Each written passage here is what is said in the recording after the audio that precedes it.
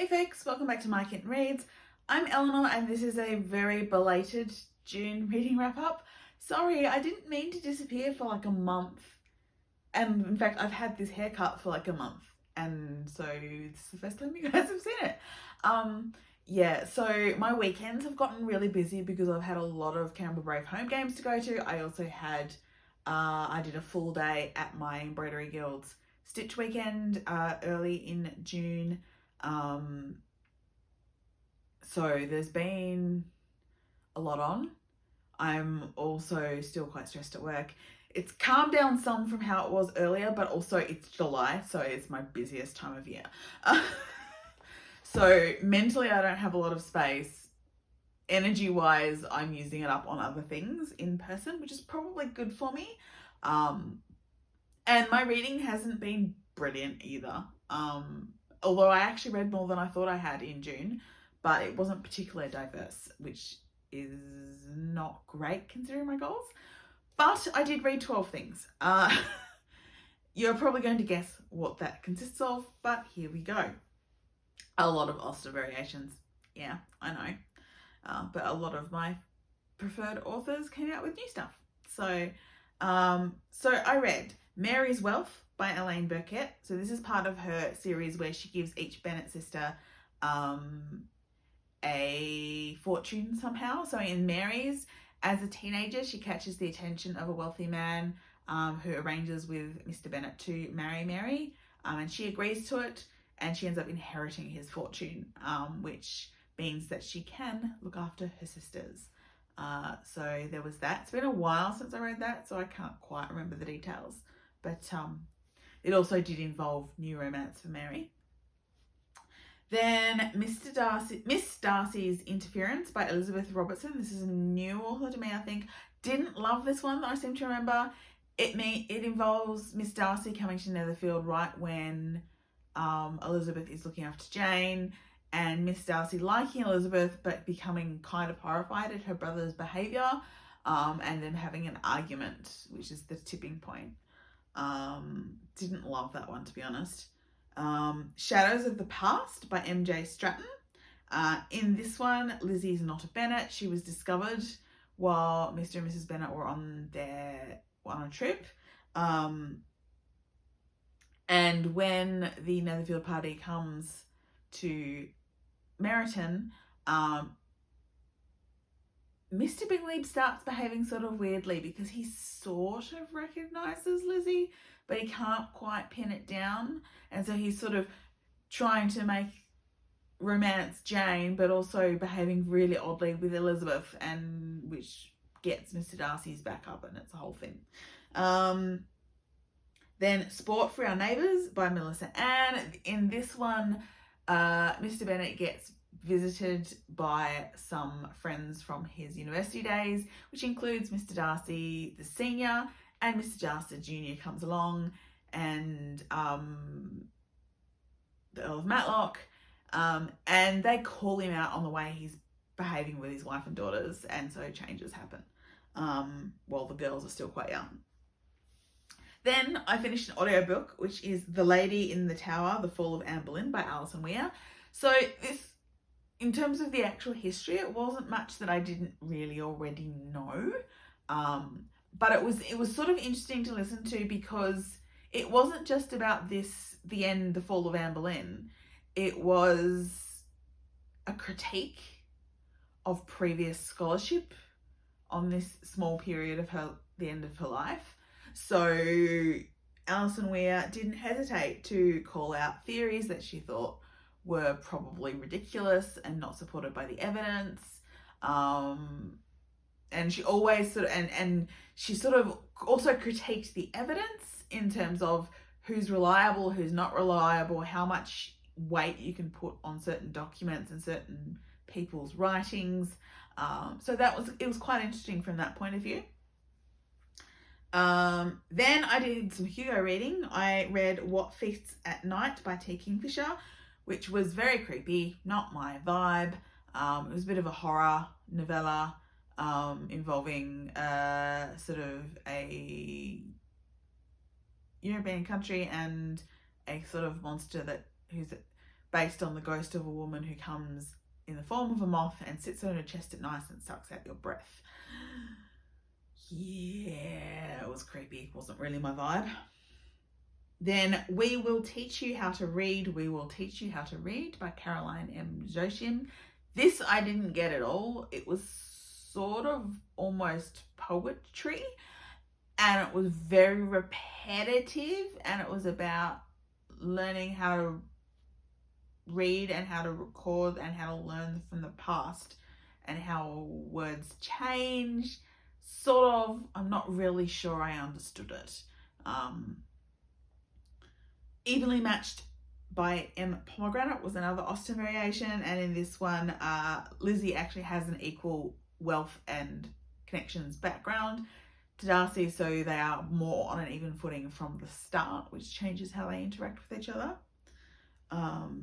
More Than Mere Civility by Jan Rowland. So in this one, Charlotte also refuses Mr. Collins. Jane marries a different gentleman because she doesn't bother chasing Bingley to London, and so therefore there's no visit to Hunsford, and Lizzie is less virulent against Mr. Darcy when she finally meets him again in Derbyshire, and she's more curious about how he might behave than anything else. Her Grace Revisited by Shana Grandison. So this one is not a rewrite of the original Her Grace. But it's using Lizzie, the Lizzie as a Duchess trope again. But in this time, it's not forced. It's a case of the Duke's first wife is an arranged marriage. So when he was looking for a second wife, he wants a love match. Jane is not actually a Bennet.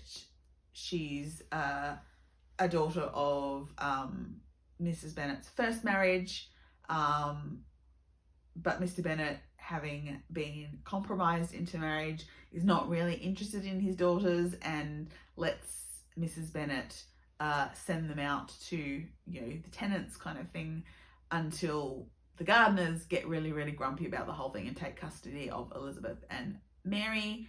And that's a very young Elizabeth meets the Duke, and they fall in love, and stuff happens. So that was all right. Kitty's Fortune is another Elaine Burkett one in that series, and in this one, Kitty inherits an unexpected fortune as a young girl. She's been visiting one of the tenant cottages, the lady that lives there, who has taught her more about how society works. And I eloped. I didn't have, my fortune was not safe. I was left with very little, so now I'm living in this tenant cottage, and the woman dies just days before she's going to go and live with her sister. And it turns out her sister died the day before, and her sister was a dowager viscountess who had her own fortune, which she left to her sister. And so instead of just inheriting her friend's £1,000, she inherits a whole fortune, gets sent away to school to learn how to interact with society when she's got that sort of big fortune. And Kitty's determined not to marry because she doesn't want a husband to control her money. She wants to help her sisters. She does, of course, end up falling in love anyway, but that's what she has to get through, her vow to not marry. And then the final thing that I read, really most of these were Austen variations, but this one was The Tusks of Extinction by Ray Naylor. This is Hugo nominated novella. Again, probably not my vibe. It was interesting, but uncomfortable, which I'm finding a lot of the Hugo nominations are this year. And it's about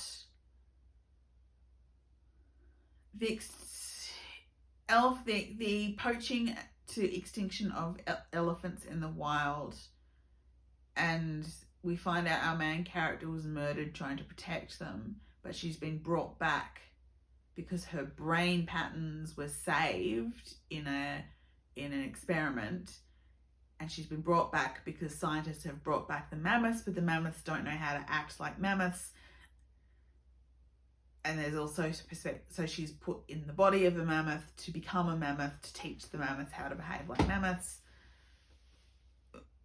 but also we've got the perspectives of some poachers who are still poaching, and it turns out to be purposeful. And yeah, it's interesting, it's uncomfortable, but you know, worth a read.